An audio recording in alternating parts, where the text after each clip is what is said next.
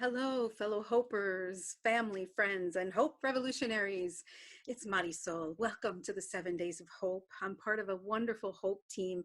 We've been working hard with Trina behind the scenes, and we hope you have a wonderful time tonight.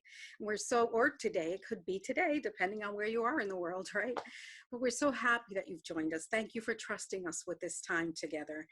Before we go on to our live presentation, and I'm sorry you might have to put up with this few minutes every night, but I want to bring us into state. I want us to all just take a moment to just relax our bodies and stand still and just acknowledge however we feel. However we feel, just acknowledge that. And then let's take a deep breath, just a deep inhale. But when we take that breath, let it be the breath of hope. So let's take that breath together. And we're going to hold for 3. 1, 2, 3. And we're going to release whatever cares, whatever things we need to let go. We're just going to release it as we exhale that breath. And we're going to do it 2 more times. We're going to inhale that breath of hope. And we're going to hold it for 1, 2, 3. And on the exhale, we're going to just release whatever we need to release and let go, whatever we need to let go. And one more time, breathe in that breath of hope. And breathe out whatever we have to release. And when you're ready to get back into the room, we are ready for you. Welcome and enjoy the 7 Days of Hope. Today we're going to be reading chapter 3. But here's a summary of chapters 1 and 2. In the first chapter, the little caterpillar is born. And he then eats and eats and eats and eats. His name is Stripe, until he gets bored eating and he crawls down from the tree that he's born on.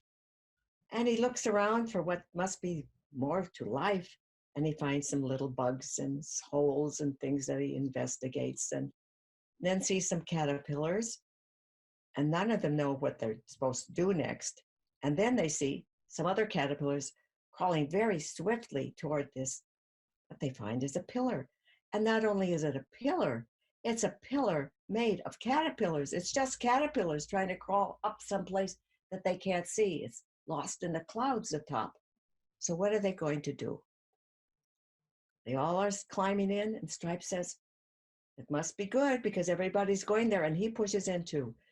So now he's discovering that as climber be climbed, you have to climb on others or they'll climb on you. And so you just going ahead, climbing over everybody, until one day he ends up talking to this little yellow caterpillar.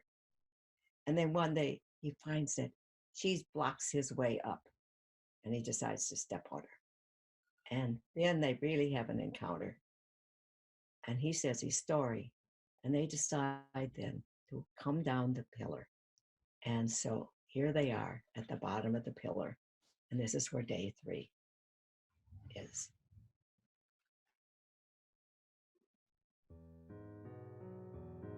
It was like heaven for a while. But as time passed, even hugging each other seemed a little boring. Each knew every hair of the other. Stripe couldn't help wondering. There must still be more to life. Yellow saw how restless he was and tried to make him extra happy and comfortable. Just think how much better this is than that awful mess we left, she said. But we don't know what's at the top, he answered. Maybe we were wrong to come down. Maybe now that we've rested, the 2 of us could make it to the top.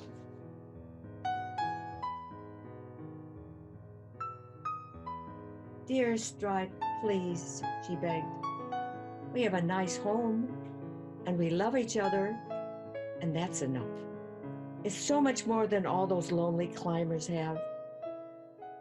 She was so sure. Stripe let her convince him, but only for a while. Stripe's hankering for the climbing life worsened. The pillar haunted him. He crawled there regularly, looking up and wondering. But the top remained clouded. One day at the pillar, 3 thuds startled Stripe. 3 big caterpillars had fallen from someplace and smashed. 2 seemed dead, but 1 still wiggled. Stripe whispered, "What happened? Can I help?" He made out just a few words. "The top. They'll see. Butterflies alone." The caterpillar died. Stripe crawled home and told Yellow. They were both very sober and quiet. What did the mysterious message mean?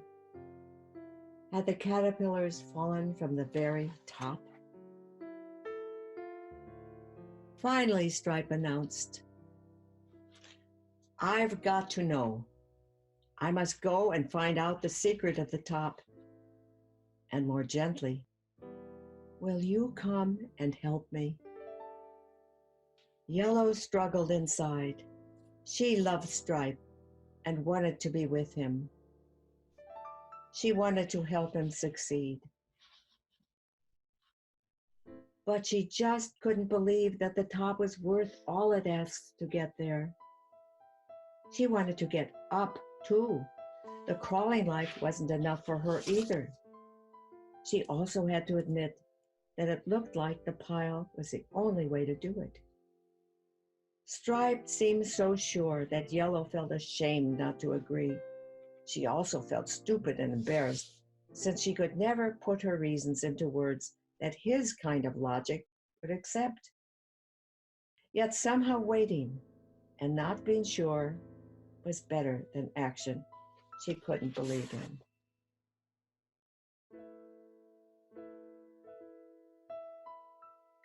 She couldn't explain. She couldn't prove anything. But for all her love, she couldn't go with Stripe. She just knew climbing was a wrong way to get high. "No," she said, heartsick. And Stripe left her for his climb. The end of chapter 3.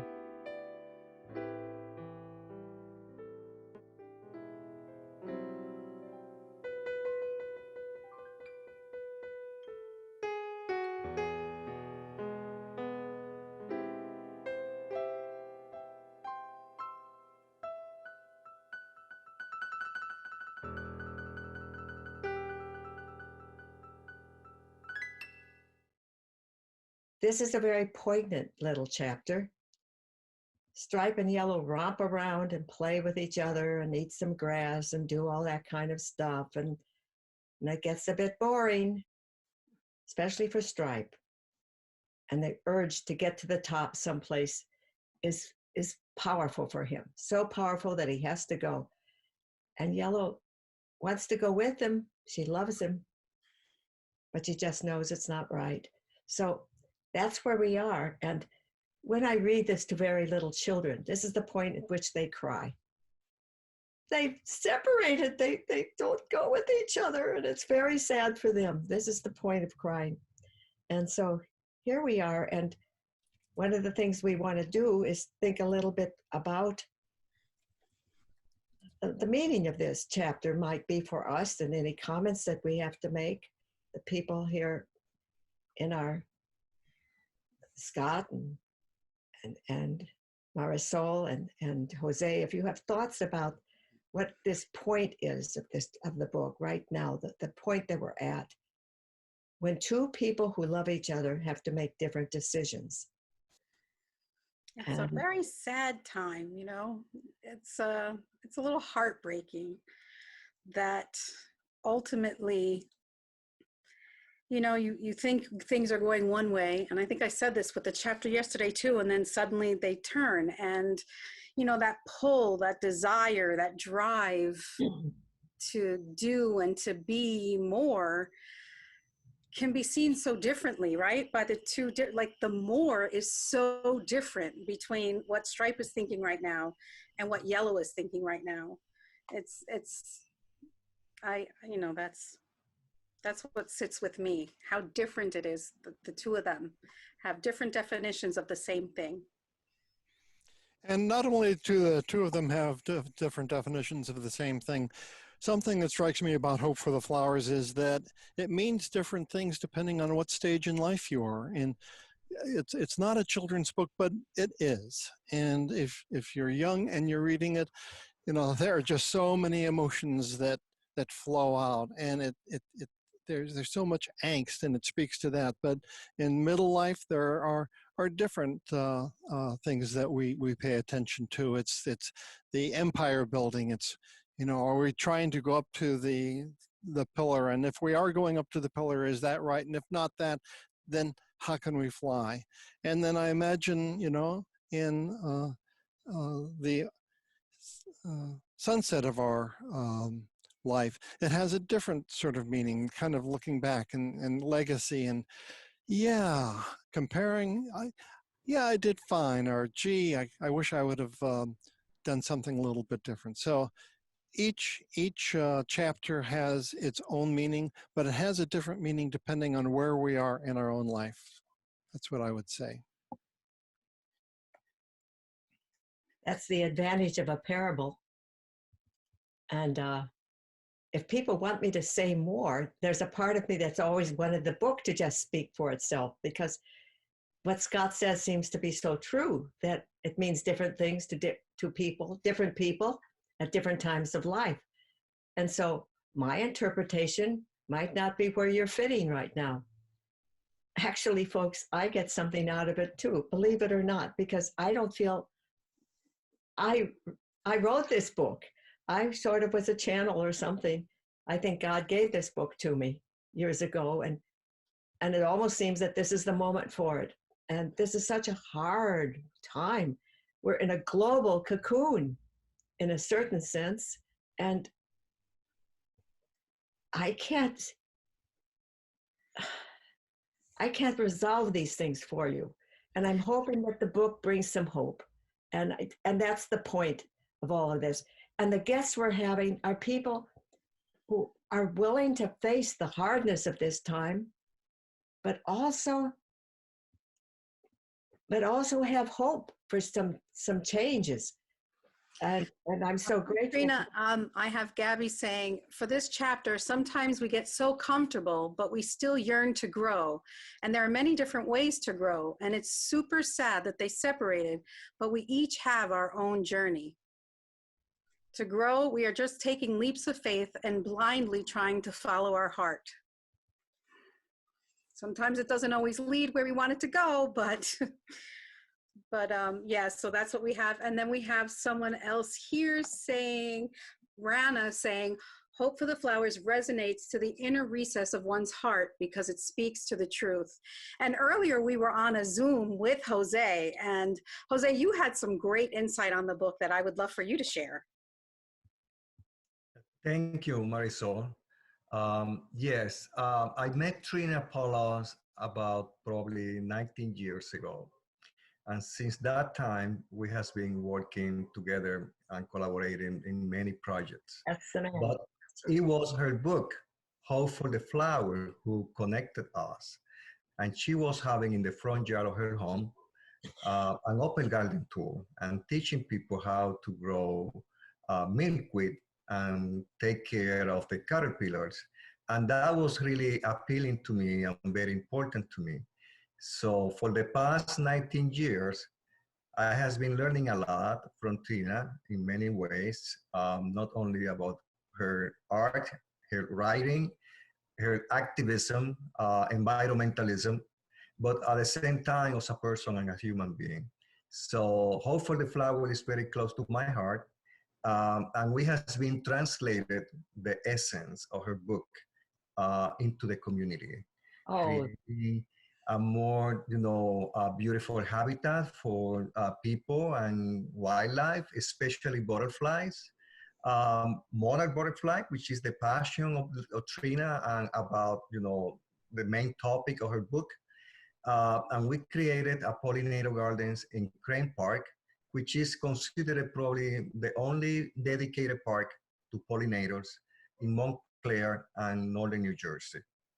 And we planted there probably about 75 different species of native plants to keep them fed during the season, but also host plant for them. And we planted about 5 different kind of milkweeds to allow the butterfly to lay out the eggs and then, grow there and in a sustainable way. But at the same time, we replicate in a smaller scale in South Fullerton Avenue, which is only a few blocks from the park, another small garden with the same purpose. But at the same time, that small garden has also another major objective, which is feeding people who are facing food insecurity. And like the caterpillar, they were hungry and they were looking for food. We have a place there where people, volunteers, are growing food for these people who are also looking for food. We were not happy with that. So we continue expanding and expanding, and then we move another project to Brookdale Park. And in Brookdale Park, it's a restoration project. We remove all the invasive plants there, and then we created a pollinator butterfly garden. It is huge, and it's in the open. So there is no design. We are restoring nature, and the water spring is going around, and we planted many different kind of flowers, and they are creating a paradise for birds and butterflies. Nevertheless, like I said before, we find energy in many sources, and we recently created another project in Montclair. And that was something that Trina and I were cherishing for many years with Mary Scotty, who was the former owner of Sea Gallery. And we created in our later Mount Carmel Church a community garden.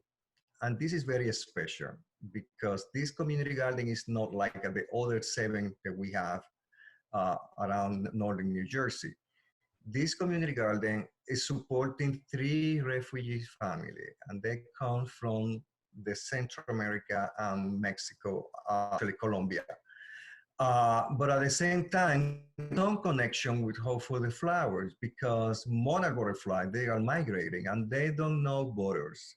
They come from Mexico, they go to Canada, they come back from Canada to the United States, and from the United States to Mexico again. So providing food and support to this family was important. This project also produced more than what they need, so the surplus is going to other program foods in town. But at the same time, we are growing food there and giving hope, like the book. We are also creating a small pollinator garden so that we are connecting all the dots. Pollinators, hope for the flower, hope for the people, and food for the people who are hungry. Jose, you almost introduced me, and I was supposed to introduce you. And I'd say Jose has basically said a lot. We're going to see videos of illustrating a lot of what he said, and he'll sort of guide us through that. But Jose, for me, I feel that the baton has passed. I'm older than he is, and he first came to my garden when things were nice out there. Now he has the nice place. He has the most beautiful spot that goes in, and you just feel like you're in a kind of paradise Eden in his backyard. And we'll possibly see some of that today. And he has some small sections that he shows how you could raise food in very small sections. And so he represents hope for me. And to see this going on, and to see his activism all over the country and all over the world. And what he's going to be telling you about that further is very inspiring. And so the Northeast Earth Coalition is this biggest gathering of different environmentally oriented groups in the whole region, and certainly in the state of New Jersey. And so we had the biggest turnout ever here in Montclair in January. We have our annual meeting usually then. So it's such a privilege for me to know Jose and know he's my friend too. So I'm very grateful, Jose, Well, that you joined us tonight. You know what I am loving about this time, Jose, is that unbeknownst to you, your reach is going to get a lot larger because we are all being forced to turn to this technology to reach out to people. And so all of the things that he's doing locally, all of the things that he's been able to do in Montclair and in the Northeast region, there's going to be people across the globe being able to really get access to this, because I know his creativity. He's going to find a way to come online and do what he's doing outside. You know, we're in this quarantine, we're in this self-isolation, but I know he's going to find a way to bring to the homes, and it's going to be global.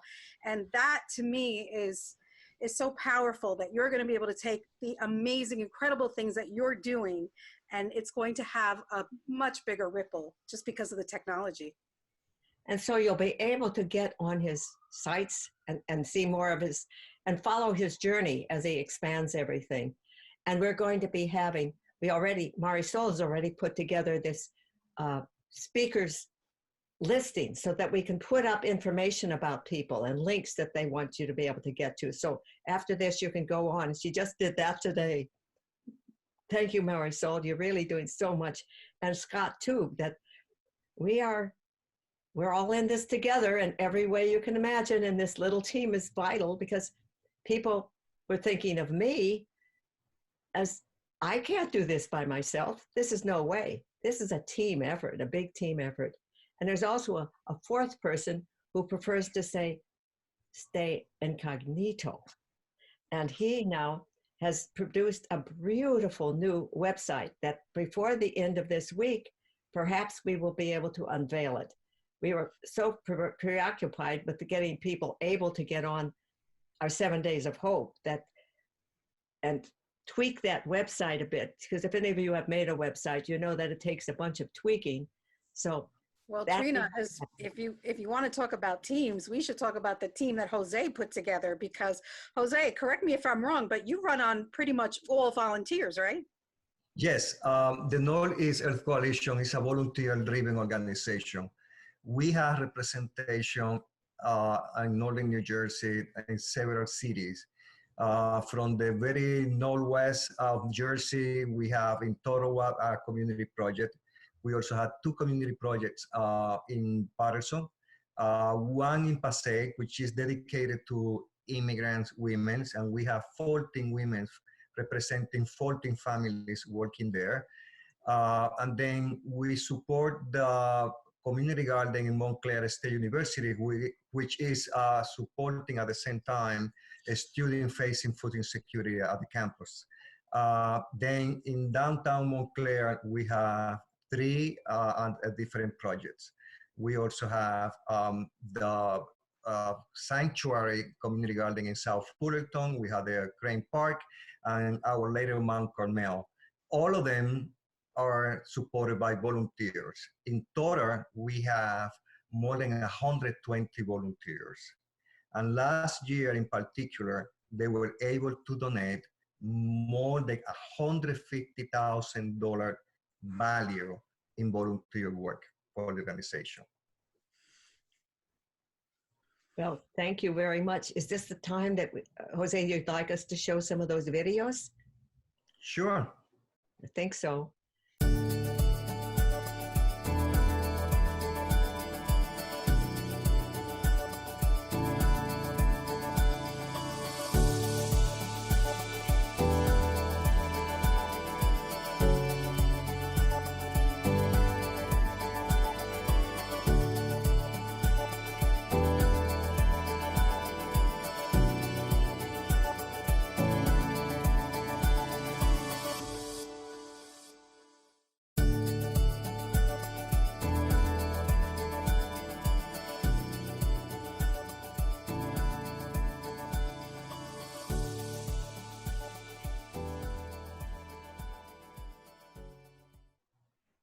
right. That's amazing what you do, Jose. So tell us a little bit about how you ended up starting this. How did this come to be?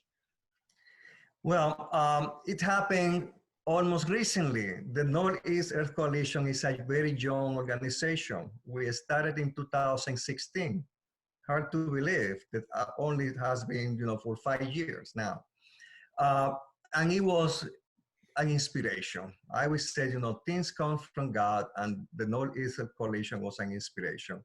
In 24 hours, the idea came to my mind, and the organization was legally registered in the state of New Jersey. We got 3 days later the tax exempt, and everything was so beautiful.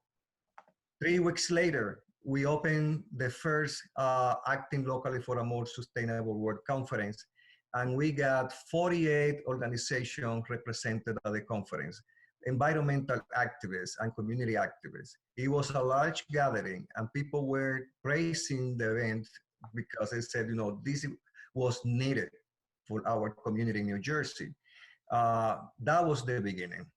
And then we started opening community gardens. We did the Passé Women's Center, and then we moved to Totowa, and then we continued offering trainings and coaching to the volunteers. And that is basically the story. Is there another video that you'd like to show now, Jose? Yes, the Northeast Earth Coalition have 3 programs basically. One is Urban Grower, which is the backbone of our organization who And promotes. that's the motivational video that we're about to watch? Yes, that's the motivation.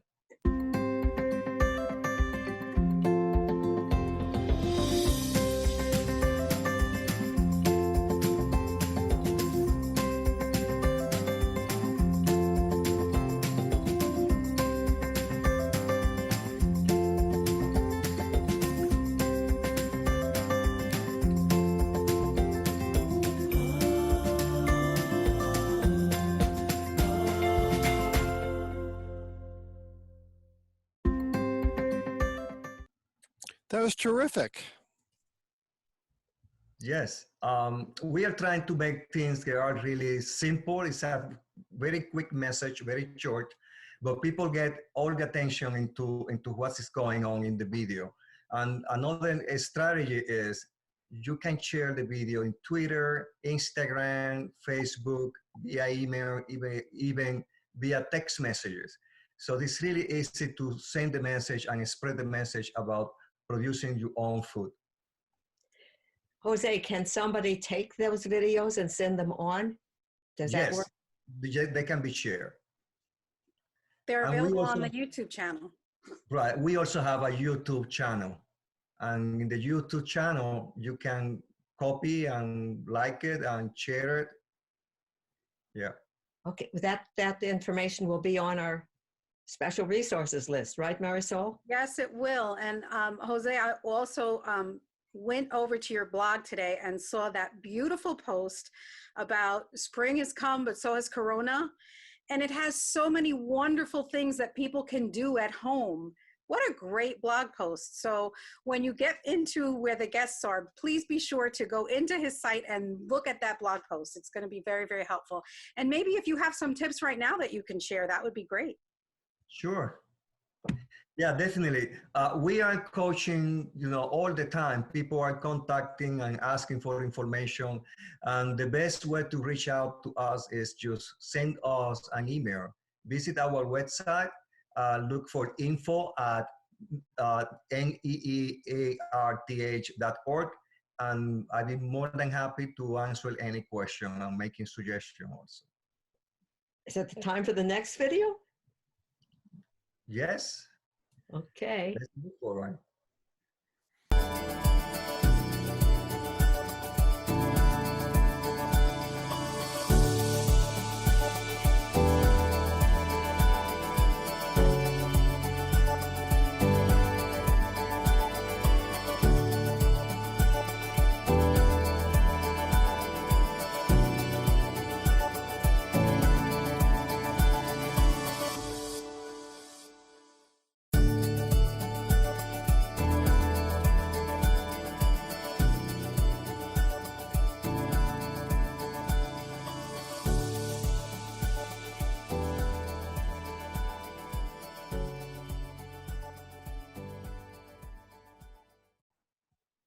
Jose, you have so much in that video.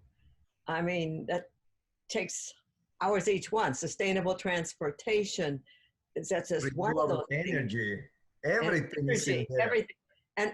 And one of my favorite people, Thomas Berry, says everything affects everything. It's just all together. So you can't really isolate all these things. And the coronavirus relates to climate change. And we can relate all this stuff if we work at it a little bit. And the whole technology has its downside as well as its upside. And we have to get people back to the soil, I think. Well, one of the things I have been paying attention to lately is all of the things that people are doing now that they're having to stay at home. And there was something on national news the other day of a woman who was in an apartment, and she was able to have an apartment garden that was both hydroponic and normal. This is something that she'd been wanting to do for a long, long time. And you know, in this world that we're in, it's just too busy. We've got too many things to do, and we postpone doing, you know, getting back to nature or doing things with our hands, or in this case, planting a garden. So there are hidden gems all around us. And I think one of the things that will happen on the other side of this coronavirus thing that we're going through is that people have had a chance to kind of sit back and rest and take a deep breath and figure out, hey, maybe there's something else other than the track that we were on before. So have you noticed any changes, Jose, between the way it used to be in January and the way things are now, from your contacts or people? You kind of sense the society as it's going. Anything, and especially as it relates to gardening or growing one's food or one's relationship with food. Yes, I have been, you know, in contact with many local gardeners and friends. Things has changed suddenly. We were not expecting, you know, to live in the situation that we are living now. But at the same time, the sense of community is bringing people together, even in difficult times. I had never been more busy than I am busy now. So the coronavirus has not stopped us to doing our work. We planted 3 gardens to support the local food program, which is overloaded with demand, because they were serving between 100 to 150 people every time that they were offering meals. Now that number is 600. Oh So my. when you have, you know, 600 people coming to you, that means something. You need to provide food. So they spend almost all the reserve that they have in food in a week. And we are now building up a vegetable, local, fresh, organic vegetable, growing right here in Montclair to support that food program. In total, we will be adding 1,000 pounds, hopefully during the season, only for them. But people are coming to me and they're asking me ideas how I can grow my own food at home. We also developed a new a small program, which is an exchange for seed and plants and seedlings, and also the surplus of any food grown during the season. And that is as a result of the coronavirus crisis. And it's working beautifully. More than 150 people have signed already. They are exchanging seeds, they are exchanging seedling, native plants. All of them want to grow, to have pollinator gardens in their yards. So that is an amazing situation. And that is the feeling that the people are now. They want to do something, and something positive. Well, Jose, we're getting here in the chat. There's Pat McKeon says, this time is certainly giving us time to do things differently, but I've got a question. It says, I've been trying so hard to grow a garden, but the gophers won't let me. What does someone do about a gopher? You're afraid. Well, you need to show her, you know, the importance of local food, and the taste is different. You know, when you are growing your own food, you But if she grows in the backyard and the gophers keep eating her garden, what does she do? Well, I don't know. That is a different. What do you do with your gardens? You don't ever have the little critters come, you just let them eat.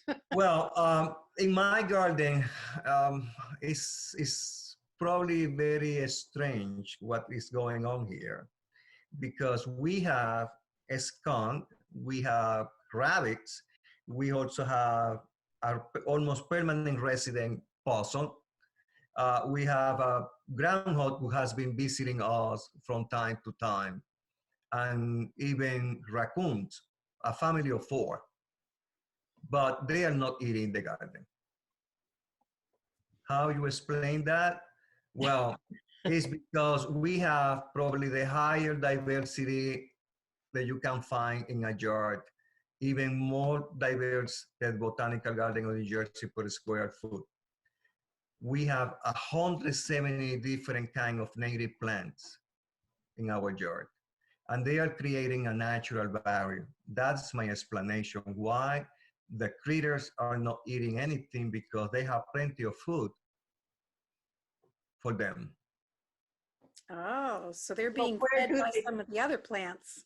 And where Right. do they get their food, though, Jose? Do they, there are some things that they eat some of it, but it's just not enough to even be visible? Well, the other thing is, since it's a very competitive space and everybody wants to enjoy a little bit, nobody's setting food there in a permanent way. They are passing by, but they are not setting territory. And that's the problem. When you have a critter in your yard and your yard is the territory of the critter, you are in trouble. You are planting to feed the critter, not your family.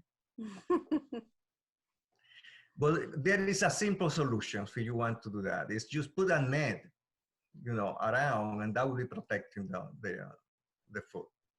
Well, someone just said, my husband grows herbs for me in a 5-gallon bucket. He is trying out carrots right now.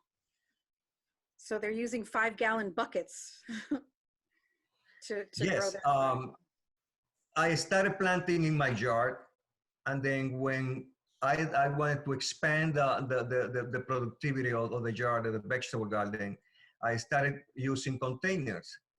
I am growing vegetable in my driveway. On top of my driveway, I'm growing things there.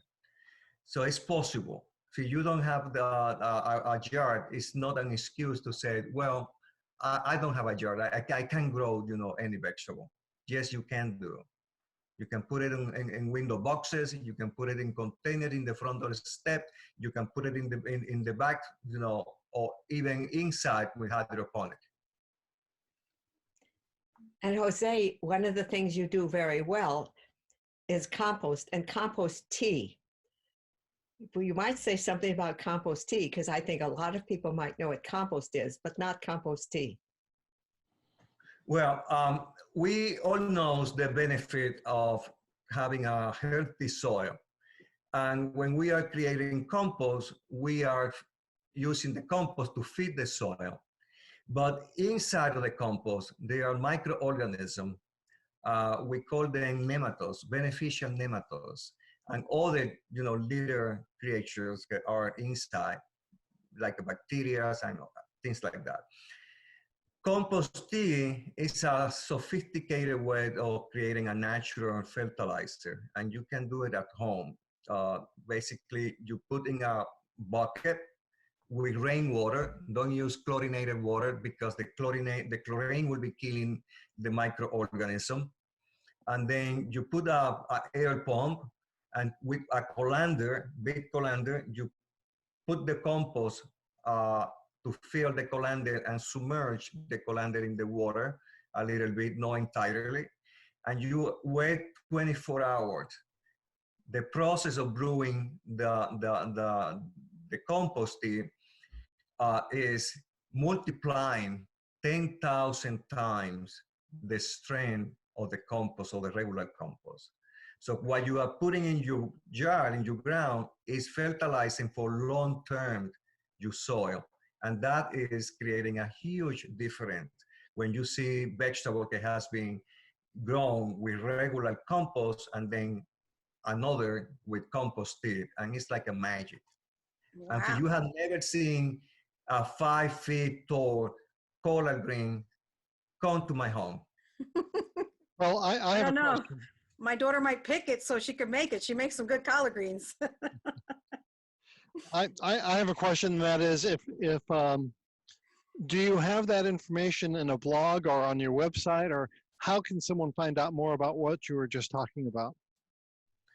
Well, you can go to the website and navigate it and see all the things that we have there. Like Marisol said before, we have a blog. In the blog, we have a lot of information there, very pertinent to everything, every situation. We have how to create a pollinator garden, how to start a vegetable garden, how you can certify your yard as a wildlife habitat, all the possibilities. And then if you go to the calendar, you will see events that we are hosting virtually online. They are free. We never charge anything for the workshop and the events that we are hosting. Well, that's appropriate because we have a worldwide audience now, and you have something that you're presenting virtually online. I know you're doing things locally as well, but Right. And that's a good time to play that Let's Help video. oh, that's great. So shall we do that? We'll be right back. Here we go.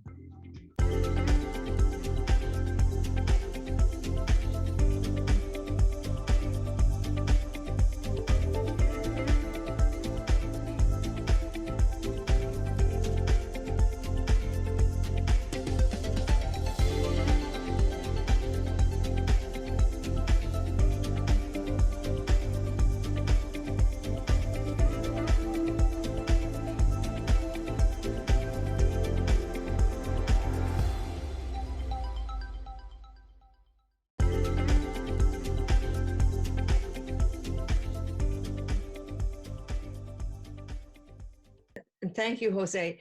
One of the things, my first email is compost gal, and I still respond to it. And compost gal, it's like the caterpillar becoming a butterfly. It's Well, to Trina, me, speaking of which, when you say the caterpillar becoming a butterfly, I'm hoping while you say this, I could throw this question in really quickly, because someone said that they would love for us all to discuss the difference between the caterpillar and the butterfly, as well as the fears we like Yellow have that transcendence is not something that we can achieve. And I know, Jose, you were talking about the monarchs when we were on an earlier Zoom that I would love to kind of try to sneak in here if we can before we have to wrap up the hour. So I'm sorry for interrupting you, Trina, but I wanted to get that in there. I wanted to get it in too. and to me, it's the same mystery. But I'm going to stay with compost just a little bit here, because what's really so special about it is that everything that so-called dies, is it really dead if it becomes the food for new life? And so it goes into the soil and feeds the soil, and new things grow out of it. And what's terrible is when we put it into a landfill or an incinerator, are good organic materials. And it's the same with the caterpillar dying to what it is as a caterpillar through the cocoon and coming out a flying butterfly that can carry the love of one flower to the other and be rewarded. We're rewarded when we do that in a way we might not expect. The nectar of the flower feeds and keeps the butterfly alive. It's such a beautiful exchange. And so composting and butterflies and caterpillars, they all are the same. I guess that's the theme of my life, the thing that inspires me the most. Scott, I did throw in now, Jose, I didn't ask you about it, but I would love for you to throw up those images. We have images of Jose working with some of the garden volunteers. Yes, that picture in particular is at the Women's Center in Passaic. And Trina has been there with us when we planted a butterfly garden. And then we expanded the garden to 14 beds, and each family has one. And this year we were planning to create another expansion. This community garden is special in my heart because this is operated by disabled African American veterans. And it's a therapy for people suffering from PTSD disorder. So Beautiful. that is very, very good. And they were so productive. We coached them. We have been training them for years. And they are even in 1 year have a such surplus of food that they donated to Montclair. That's wonderful. So we have some guests asking, could we please address our spiritual crisis that leads to the environmental crisis? I remember one thing when, for years, I had up a quote I still hope to find from Mother Teresa. It was on my refrigerator because she has places here where her sisters are also here in the United States. And she was saying that the spiritual problems of the West are almost more serious than the ones that she faces in India because we've lost so much hope and purpose. And we have a spiritual dearth. How do we address that? I feel nature is a great help. I personally find my own faith a very good thing. I think it's done well for me, and I hope I'm faithful to it. And if you find community, that's a big help. And the community, for instance, that Jose and I belong to a community. It's like a little family. In fact, when we're alone, for instance, at Thanksgiving, we eat together. We join each other at a meal because I think you have to have some sort of community. And lots of people have them within their families. And some of us, I'm living alone. My son is in California. That means we don't get together. And so that's sort of my responses. Yeah, what Trina said is something is really true. You can find answer for your question about a spiritual environment and all of that, and change the dynamic. When I moved to Montclair 21 years ago, I knew nobody in town, but I have met Trina through another common friend, and then that person, said, get in contact with her. And during the first Thanksgiving, I said, well, let me talk to her. I invited her, and Trina said, can I invite other people? And I said, yes, of course. The most people we get, the better.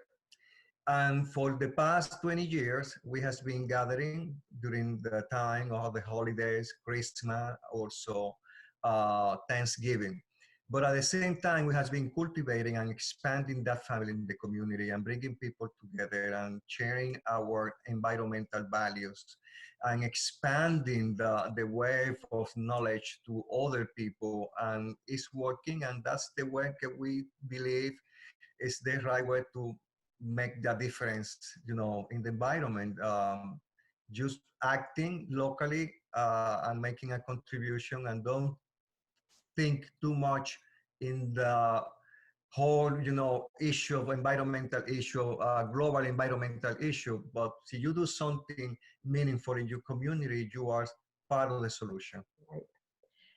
Marisol, I don't know what our time is quite, but how do we have people from different countries and different places around the world? Have they told you? Yes, we've They're got from? the Philippines is here, and we have, this was at the beginning, let me find. And if you want to type in where you're coming in from so that Trina will know, but I know we had Philippines here. I saw that earlier. It's a little hard to run through going back to the chat. So if you guys can just let me know where you're coming in from. I have 2 chats to man. You're doing triple duty today, and we certainly very much appreciate it. I have a very dear friend in Malaysia who may be tuning in live. I think it's in the morning there. She may be tuning in for a replay, but it's kind of a thrill for me to be able to have a shout out to Hamima. It's been years and years and years since I've seen her, and this technology has just so much potential, and it just needs to be in the right hands at the right time.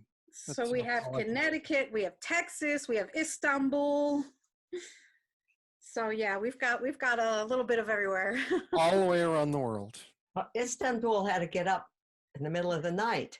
Well, we particularly chose this time so that Korea and the Philippines were able to get up at a decent hour in the morning. I'm not sure quite where Malaysia fits in, but it's Well, in that area.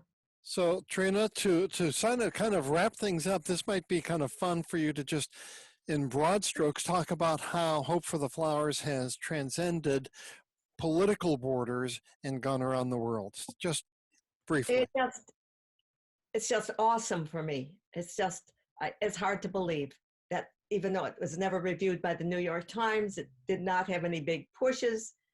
The people cooperating at Paulist Press, the publisher, cooperated with me, and I sent things out, and I got a letter back from Mrs. Martin Luther King that we used her quote often over these years, that were almost 50 years now.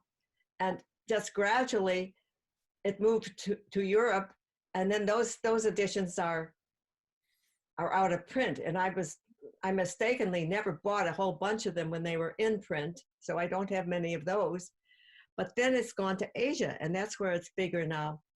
And to see that happen, and I need to. One of the exciting things is that because of this, the person who got it published in Thailand has written me for the first time in over 5 years. So That's I'm wonderful. eager. I don't know, Pracha, if you're watching tonight, but it's delightful to hear from you. And Well, Rana says it's 3 a.m. over there, but she's been waiting for this for 24 years and she couldn't miss it. Rana, what time is it there? 3 a.m. Okay, well, thank you for getting up. So we are gonna wrap this up. Trina, is there one final thought before we go over to the closing video? Now, the closing video I put together, it's a beautiful song, Hope for the Flowers by the Porchistas. They allowed us to use it in this way, and when you guys hear it, at the end, we're just gonna let the video roll. Please make sure you leave a comment. Let us know what you think on the chat, because I'm sure Alan would love to see that. Trina? I think that the word for this particular session would be that there really isn't much death that cannot be turned into life. And we hope that we dare believe in it. That's how I first made my drawings that led into the book and everything, is when somebody would die, I used the words from the Mass that said, life is changed, not taken away. And I made a picture of the caterpillar and a cocoon and a butterfly. I had no idea this book would ever come, but I would give it to people because it's a symbol of new life and transformation and resurrection. And so compost of our organic materials is like that. The caterpillar dying to itself and to a cocoon becoming a butterfly is like that. And so we're going through a death of the past. Right now, this coronavirus cocoon that we're in is a death to something, and we hope that what comes out is much more beautiful and better, but that will take us all to work on it. So this is not the moment to just mourn. You get a lot of information about corona all over the place, but this is to think about how we can use this time and what we can do. And that's why I'm featuring really positive people with a vision. And so thank you, Jose, very much for coming tonight and your life work that you're doing that's so important. And may you have the energy and the health and the strength to go on. And may all of you out there who are suffering recover, hopefully. And those of us who are trying to stay well, we stay well. And we don't contaminate anybody else. And let's hope we can make this world a better world and learn to live with our viruses and our microbes and our animals and our plants in a more wholesome way, and tend the garden that I think God gave us to start with. So those are if you're asking me, those are the words of hope.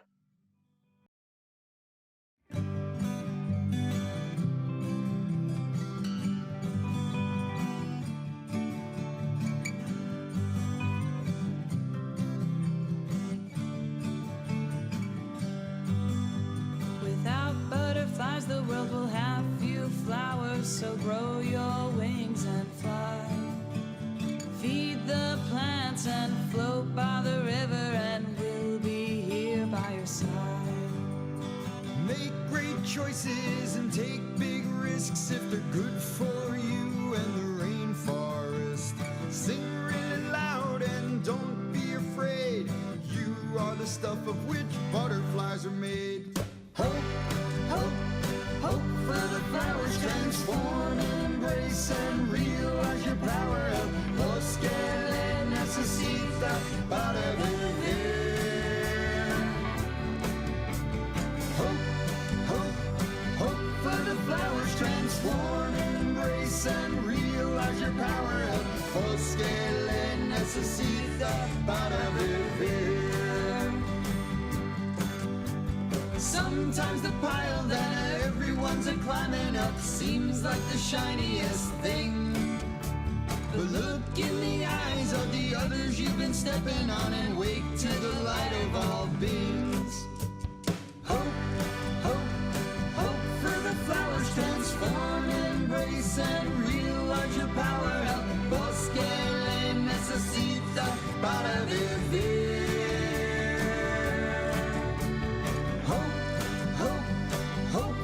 Flowers transform, embrace, and realize your power. El bosque le necesita para vivir.